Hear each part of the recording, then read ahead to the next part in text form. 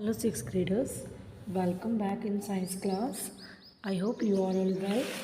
In today's science class, we are going to start from page number 133. Funny shadows. बेटा funny shadow क्या होती है? जैसे कोई भी आप रूम में गए हो, डार्क रूम में, उसमें लाइट आपने टॉर्च पे डाली और किसी हाथ से उसके ऊपर कोई फ़ोटो बनाई, कोई पोस्चर बनाया हैंड से, तो क्या है वो? एक फ़नी शैडो, जिससे हम देख के हंस पड़े। जैसे हैंड से कोई डॉगी की फेस बनाता है, कोई बर्ड्स की शेप बना रहा है, कोई स्नेक की शेप बनाता है, तो वो क्या है? फ़नी शैडो है, जो कि हम पोस्चर बनाते हैं अपने हैंड से लेकर किसी लाइट से। Characteristics of shadow. The shadow of the object formed is in the direction opposite of the source of the light. बेटा जो लाइट होती है ना, जब भी अपोजिट साइड में डायरेक्शन बनेगी, उसी साइड में नहीं बनती है। अगर आप खड़े हो तो आपकी फ्रंट साइड या बैक साइड या लेफ्ट साइड या राइट साइड, यानी कि वहाँ पर आपकी जो है परछाई बनेगी। When the source of light moves the object on which the light is falling moves, the shadow also will shift accordingly. अगर आप बेटा किसी भी शेप में, किसी भी साइड में, डायरेक्शन में आप मूव होते हो, आप राइट साइड में मूव होते हो, लेफ्ट साइड में मूव होते हो, आगे जाते हो, पीछे जाते हो, शेडो भी आपकी उसी अकॉर्डिंग मूव करती है। Length of the shadow formed by sunlight changes with time.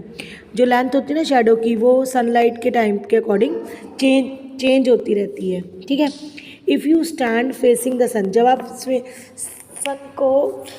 सन को देख रहे हो फेसिंग की साइड, ठीक है, your shadow falls behind you in very long in the morning.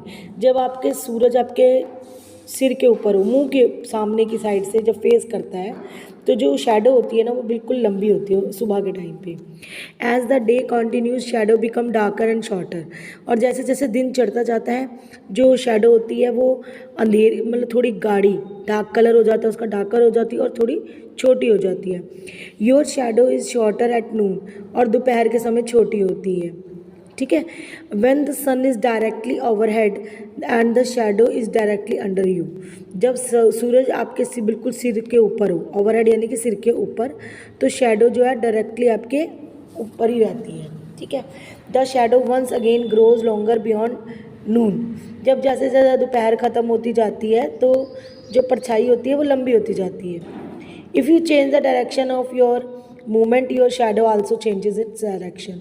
अगर आप अपनी मूवमेंट चेंज करोगे तो डायरेक्शन भी चेंज होगी। उसके बाद बेटा आता है इक्लिप्स। इक्लिप्स होते हैं हमारे ग्रहण। द लाइट ऑफ, जो सन होती है ना, the light from the sun illuminates the earth. जो सन की, सूरज की रोशनी होती है ना, वो धरती को इफेक्ट करती है। The part of the earth that faces the sun has day and the other half as night. क्या होता है कि दो पार्ट हो जाते हैं, जिसमें एक फेस पे सन की वो रहता है और एक पार्ट पे अंधेरा हो जाता है, रात हो जाती है। तो similarly sunlight illuminates the moon. इसी तरीके से सनलाइट जो है मून को इम्यूलेट्स करती है। ठीक है। The earth and the moon are solid opaque object. जो अर्थ होता है ना, अर्थ, धरती और चंद्रमा क्या है? सॉलिड है और ओपाक्यू ऑब्जेक्ट है, यानी कि इनके पास से रोशनी नहीं जा सकती। हैज़ दे कास्ट शेडो, फिर भी उनकी परछाई बनती है। The eclipses of the moon and the sun occur because of these shadow. जो क्लेप्स है ना, उनकी मूव और सन की जो रोशनी होती है वो शेडो से ही बनती है। दो टाइप के होते हैं, ल्यूनियर स्क्लेप और सोलर स्क्लेप। ल्यूनियर यानी कि चंद्र ग्रहण। At the time the earth comes exactly in between the sun and the shadow and the moon and the shadow of the earth falls on the moon. जो बेटा एग्जैक्टली किसके बीच में थे? सूरज और चंद्रमा के बीच में शेडो हो जाती है, और जो धरती पर शेडो जो होती है ना, वो धरती पर पड़ती है। ठीक है, मून की सीधी। तो ये क्या होता है? लूनियर एस्केप होता है। ड्यूरिंग लूनियर एस्केप the moon does not appear bright but has reddish colour. जो लूनियर चंद्र ग्रहण लगता है ना, उसकी मून की जो है ना रोशनी तो होती नहीं है, ठीक है, ब्राइटनेस नहीं होती, क्या होती है? रेडिश हो जाता है, लालीपन सा आ जाता है। और लूनियर एस्केप occurs on a full moon day. कब होता है? जब पूर्ण चंद्र ग्रहण होता है। फुल मून डे यानी कि पूर्ण चंद्र ग्रहण। उसके बाद आता है बेटा सोलर स्क्लेप यानी कि सूर्य ग्रहण। On some days the moon comes exactly in between the sun and the earth. जैसे कि मून के बीच में और सन धरती के बीच में आ जाते हैं ना, ऐसे ही होता है कि मून जो है एग्जैक्टली सन और धरती, सूरज और धरती के बीच में आ जाता है और शैडो पड़ती है उसकी धरती के ऊपर मून की, और इसे क्या कहते हैं, सोलर स्क्लेप। और solar eclipse on a moon day, ठीक है, जब नया नया जो चंद्रमा होता है ना, नया बनता है, उस पर होता है ये। उसके बाद आता है बेटा रिफ्लेक्शन ऑफ लाइट। जब भी when light falls on a surface it is made of bounce back. जब भी किसी चीज़ के ऊपर, सरफेस के ऊपर लाइट ढलती है तो डलने के बाद क्या होता है, लाइट ढल गई, बाउंस बैक, यानी कि वो वापस जाती है। और जो मीडियम वापस जाता है रिफ्लेक्शन का, ये जो घटक होता है फिनोमियन, यानी कि घटक होता है, जो ये कारण होता है, ये क्या होता है, रिफ्लेक्शन होता है।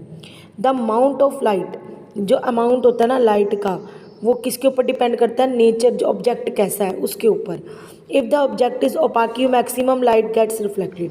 अगर कोई ऐसा ऑब्जेक्ट है जिसके आर पार नहीं देखा जा सकता, तो उसको वो क्या है, मैक्सिमम लाइट रिफ्लेक्टेड होती है।